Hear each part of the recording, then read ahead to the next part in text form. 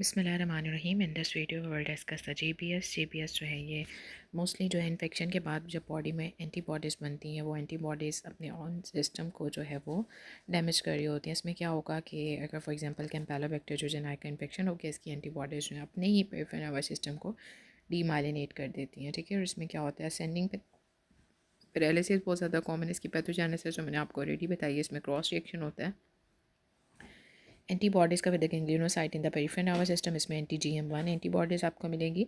ठीक है, इसके क्लिनिकल फीचर्स में आपने याद रखना है कि ये इसमें असेंडिंग पैरालिसिस होता है। इवन जो जीबीएस के पेशेंट होते हैं उनकी with in the 2 to 3 days जो है वो एक्सपायर हो जाते हैं समटाइम। तो इसमें क्या होता है, क्यों होता है, उसमें रेस्पिरेटरी फेलियर हो जाता है। तो इसमें आपने याद रखना है legs are affected first because it will ascend. Okay, इसमें रिफ्लेक्सेस रिड्यूस और एब्सेंट होते हैं।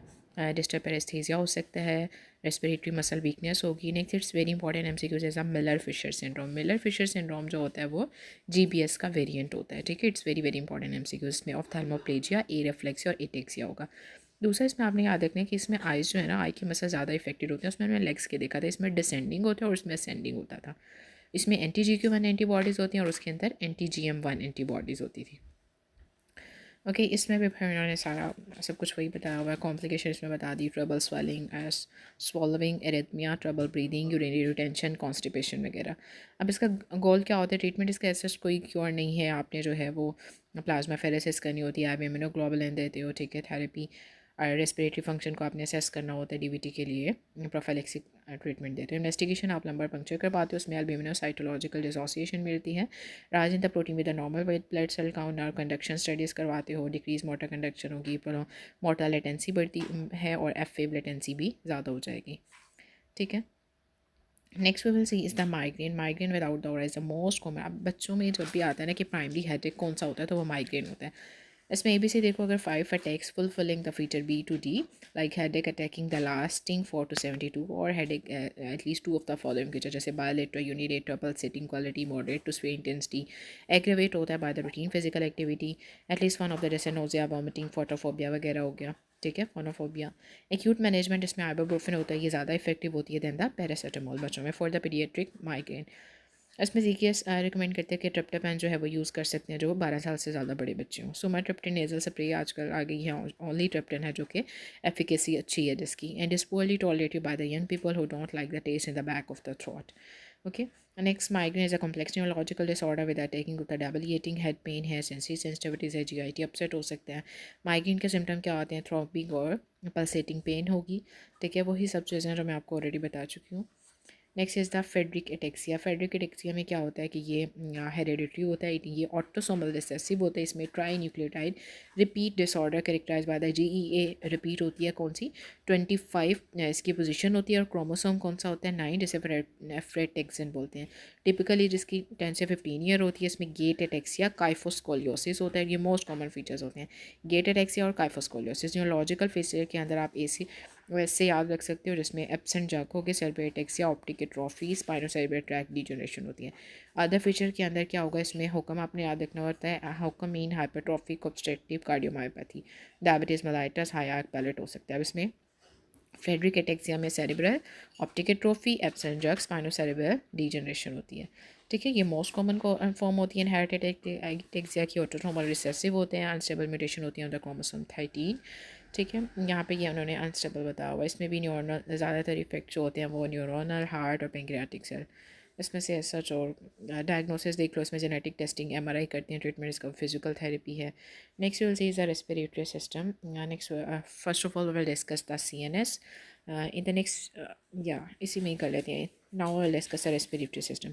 रेस्पिरेटरी सिस्टम के अंदर क्या क्या आ जाता है आपका, क्यों ज़रूरी होता है, रिस्पॉन्सिबल फॉर द ब्रीदिंग, जिसमें nose, pharynx, larynx, trachea, bronchi, lungs आ जाते हैं। इसका मेन फंक्शन होता है to facilitate the gas exchange, delivering oxygen to the blood and removing the carbon dioxide from the body.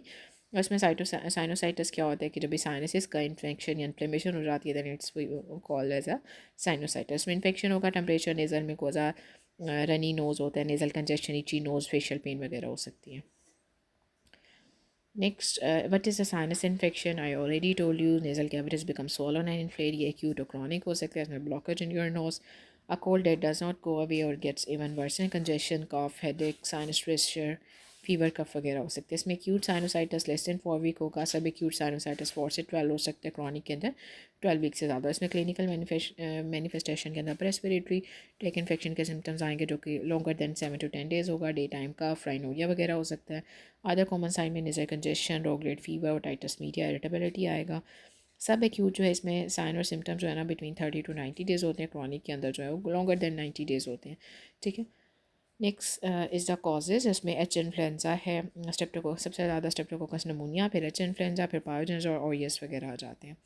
ठीक है, इसमें डायग्नोस कैसे करते हो कि हेड एंड नेक एग्जामिनेशन करते हो, ऑटोस्कोपी, ओटाइटिस मीडिया इसकी बहुत कॉमन कॉम्प्लिकेशन है, राइनोस्कोपी करोगे, endoscopy, CT scan, MRI, ultrasound कर सकते हैं। मेडिकल मैनेजमेंट इसमें क्या होती है, आपने एंटीबायोटिक देनी होती है।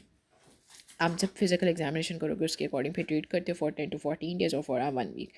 सेलाइन ना साइनस इरीगेशन करते हैं और nasal steroid essential for the patient with a concurrent allergic rhinitis, nasal decongestant दोगे, म्यूकोलाइटिक्स इफेक्टिव होते हैं, एंटीहिस्टामिन दोगे और इम्यूनोथेरेपी।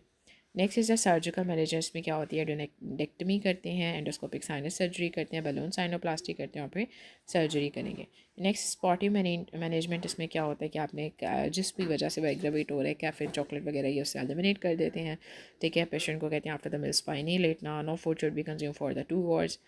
नेक्स्ट कॉम्प्लिकेशन इसमें ऑस्टियोमाइलाइटिस, ऑर्बिटल इन्फेक्शन, एब्सेस और मेनिंजाइटिस हो सकता है। Next I already told you, इसमें most common complication otitis media होता है। क्या होगा, मिडल ईयर का फर्दर इन्फेक्शन हो जाता है। Pain after the tympanic membrane rupture, sucking aggravate the pain, pulling at the ears, appetite बच्चा बार बार कान को हाथ लगा रहा होता है, उससे आपको आइडिया होगा। नेक्स्ट इसमें ओटाइटिस मीडिया की क्या डेफिनेशन है, इसमें मिडल ईयर का इन्फेक्शन हो जाता है, ज़्यादा बच्चों में कॉमन होता है, बच्चा बार बार अपने कान को हाथ लगाएगा, ईयर पेन होगी, fever, irritability, hearing loss, discharge हो सकता है।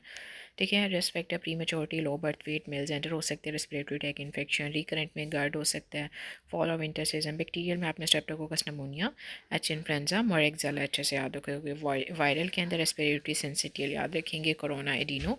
ठीक है, और इसकी कॉम्प्लिकेशन में इंट्रा टेम्पोरल के अंदर कंडक्टिव वेफनेस, टिम्पैनिक में ओटाइटिस मीडिया, मेस्टोडाइटिस, लेबरेंथाइटिस, कोलेस्ट्रोमा।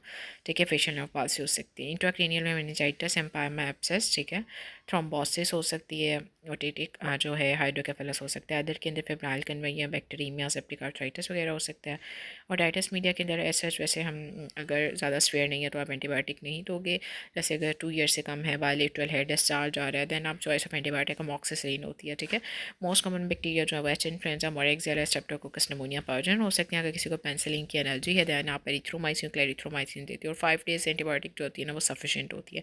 इसमें दोबारा से उन्होंने वही सब बताया हुआ, causes infection, block Eustachian tube है, रिस्क फैक्टर भी वही सब है, symptom ear pain, fever, hearing loss हो सकती है। डायग्नोसिस आप ऑटोस्कोप पे देखोगे, टिम्पैनिक मेम्ब्रेन आपको बल्जिंग मिलेगी।